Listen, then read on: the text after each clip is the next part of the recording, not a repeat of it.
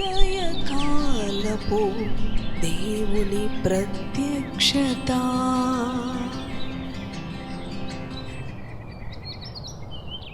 Praise the lord, హల్లెలూయా. ప్రభునందు ప్రియ దేవుని బిడ్డలారా, ప్రభు యొక్క అత్యంత కృపను బట్టి మరి ఒక ఉదయకాల దేవుని ప్రత్యక్షపు వాక్కులోనికి వచ్చి ఉన్నాము.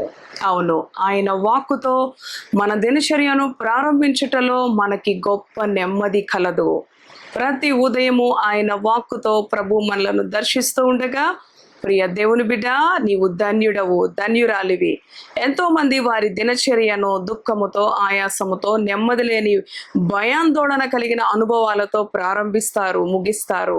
కానీ అవును, ఆయన ఏర్పాటులో ఉన్న నీకు ఆయన తన స్వరము ద్వారా ఆయన దినచర్యను ప్రారంభించుకొనుటలో మొట్టమొదటి సమయమును దేవుని కొరకు వెచ్చించుటలో నీకు ఆశీర్వాదం ఉన్నది. నీ పరిస్థితులు ఏవైనప్పటికీ కలవరపడక, చింతించక, దేవుని యందు నమ్మిక ఉంచి మౌనంగా ఉండు. ఆయన వల్ల నీకు రక్షణ. రండి, పరిశుద్ధ గ్రంథాలను తెరిచి కీర్తనలు గ్రంథము 103వ అధ్యాయము 8-9 వచనములను ధ్యానం చేసుకుందాము. యెహోవా దయాదాక్షిణ్య పూర్ణుడు, దీర్ఘశాంతుడు, కృపా సమృద్ధి గలవాడు. ఆయన ఎల్లప్పుడూ వ్యాజ్యమాడువాడు కాదు, ఆయన నిత్యము కోపించువాడు కాడు. హల్లెలూయా, దేవునికి స్తోత్రం.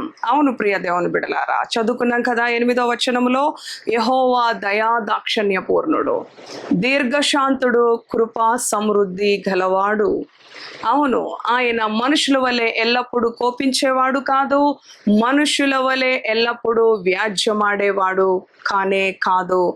నీ దేవుడు, ప్రియ దేవుని బిడ్డ, అవును, ఈ లోకములో మనుషులు నిత్యము కోపించేవారుగాను, వ్యాజ్యమాడేవారుగాను, నెమ్మది లేకుండా మన జీవితాలను మరి ఉండే అనుభవంలో ఉంచేవారుగాను మనం చూస్తూ ఉంటాం. కానీ నీ దేవుడైన యెహోవా దయాదాక్షిణ్య పూర్ణుడుగా నీ విషయంలో ఉన్నాడు, కృపా సమృద్ధి కలిగిన వాడుగా ఉన్నాడు ప్రియ దేవుని బిడ్డ. అంతేకాదు, దీర్ఘశాంతుడుగా కూడా నీ ఎడల నీ ప్రభు ఉన్నాడు అని ఈ ఉదయకాలం తన వాక్కు ద్వారా ఆయన నీతో మాట్లాడుతూ ఉన్నాడు. అవును, మరి చూడండి, ఆయన ఎల్లప్పుడూ మన యొక్క పాపములను బట్టి మనకి ప్రతీకారము చేయలేదు, మన దోషములను బట్టి కూడా ఆయన మనకు తీర్పు తీర్చలేదు. ప్రియ దేవుని బిడ్డలారా, మన దోషములను, అవును, తూర్పుకు పడమర ఎంత దూరమో నేను అంత దూరపరిచి ఉన్నాను, నీ దోషములు ఎన్నడూ నేను జ్ఞాపకం చేసుకోను అంటూ ఉంటాడు. కానీ మనుషులైతే చేసిన తప్పును పదే పదే ఎత్తుతూ గాయాన్ని రేపేవారుగా, నొప్పించేవారుగా ఉంటారు. కానీ ఉదయకాలం నీ ప్రభువు నీ విషయంలో దయాదాక్షిణ్య పూర్ణుడుగా ఉన్నాడు, కృపా సమృద్ధి కలిగిన వాడుగా ఉన్నాడు, నీ ఎడల దీర్ఘశాంతము కలిగిన దేవుడుగా ఉన్నాడు. ప్రియ దేవుని బిడ్డ, కనుక ఏ పరిస్థితులను బట్టి నీవు భయపడిన అవసరం లేదు. ఏ బలహీనతలో ఉన్నా, ఏ వ్యసనంలో ఉన్నా, ఏ పాపములో ఉన్నా, ఏ కృంగుదలలో ఉన్నా ఆయన నీ విషయంలో దయ చూపించే దేవుడుగాను, కృపా సమృద్ధి కలిగిన దేవుడుగాను, దీర్ఘశాంతము వహించే దేవుడుగా ఉన్నాడు. ఆయన నీతో వ్యాజ్యమాడేవాడుగా లేడు, ఆయన నీ విషయంలో కోపించేవాడుగా లేడు, ఆయన నీ విషయంలో ప్రేమను చూపించే దేవుడుగా ఉన్నాడు, ఆయన నీ విషయంలో దయను చూపించే దేవుడుగా ఉన్నాడు, ఆయన నీ విషయంలో తన కృపను విస్తారముగా చూపించే దేవుడుగా ఉన్నాడు.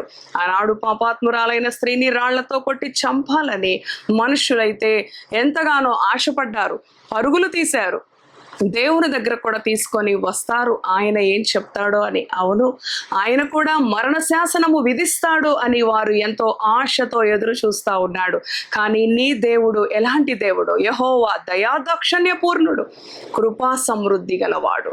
ఆయన ఎన్నడూ మన పాపములను బట్టి మనకు ప్రతీకారము చేయలేదు. ప్రియ దేవుని బిడ్డ, మనుషులైతే మన పాపములను బట్టి, బలహీనతలను బట్టి, లోపములను బట్టి ఎంతగానో వారు కోపించేవారుగా, వ్యాజ్యమాడేవారుగా, ప్రతీకారం చేసేవారుగా ఉంటారు. కానీ నీ ప్రభు నీ విషయంలో ఎన్నడూ కూడా ప్రతీకారము చేసే దేవుడుగా లేడు, కానీ దీర్ఘశాంతము వహించే దేవుడుగాను, కృపను సమృద్ధిగా ఇచ్చే దేవుడుగా, ఆయన యొక్క దయా దాక్షిణ్యతను నీకు అనుగ్రహించే దేవుడుగా ఉన్నాడు. అవును, కనుక ప్రియ దేవుని బిడ్డ, యెహోవాను ఆశ్రయించుటలో, యెహోవా మాట వినుటలో, యెహోవా యొక్క మాట, నీ దేవుని యొక్క స్వరమును నీవు ఆలకించుటలో, దేవుని యొక్క మాటకు లోబడుటలో నీకు గొప్ప ఆశీర్వాదం ఉన్నది.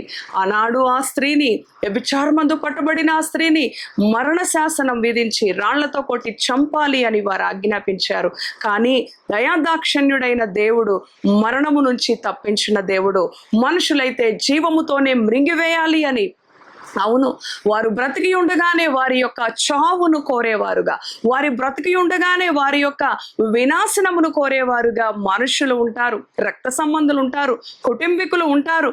కానీ ఈ ఉదయకాలం నీ దేవుడు దయాదాక్షణ్య పూర్ణుడుగాను, కృపా సమృద్ధి కలిగిన దేవుడుగాను, నిత్యము కూడా, అవును, దీర్ఘశాంతము వహించే దేవుడుగా ఉన్నాడు.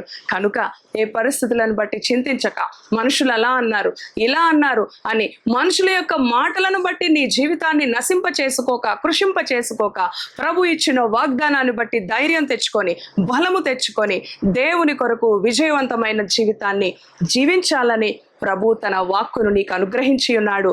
కనుక ప్రియ దేవుని బిడ్డ, ఏ పరిస్థితులను బట్టి భయపడక దేవుని వాక్కుకు విధేయత చూపి దేవునిలో ఆనందించు. ఇటు మాటలు ప్రభు మన వెనుకడిలో దీవించునుగాక. తలలు వంచండి.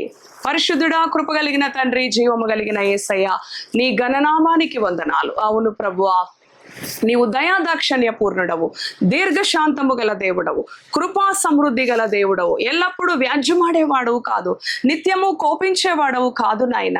ఎన్నడూ నీ బిడ్డలను నశించిపోవాలని, ఎన్నడూ కూడా నష్టపోవాలని, ఎన్నడూ కూడా కృంగిపోవాలని కోరుకునే దేవుడవు కాదు ప్రభువా. ప్రేమ గల దేవుడవు, దయగలిగిన దేవుడవు. ఈ మాటలు విన్నా నీ బిడ్డల పరిస్థితులు ఏవైనప్పటికీ కూడా వారి పరిస్థితుల నుంచి వారిని బాగు చేయాలని, విడిపించాలని, స్వస్థపరచాలని కోరుకునే దేవుడవు ప్రభువా. నీ యందు నమ్మిక ఉంచి, నీ యందు విశ్వాసం ఉంచి నాయనా, నీ వాక్కును బట్టి ధైర్యం తెచ్చుకొని నీ బిడ్డలు ప్రభువా నీలో ఆనందిస్తూ వారి దినచర్యలో ముందు కొనసాగే కృప దయచే. ఈ దినం వారు తలపెడుతున్న పనులలో, ప్రయాణాలలో తోడుగా ఉండి సఫలీకృతం దయచేయమని యేసు నామములో ప్రార్థిస్తున్నాను తండ్రి. Amen, amen. Praise the lord. మీ ప్రార్థన అవసరతలు మాకు తెలియచేయండి, మీ కొరకు మేము ప్రార్థిస్తాము. Thank you. God bless you.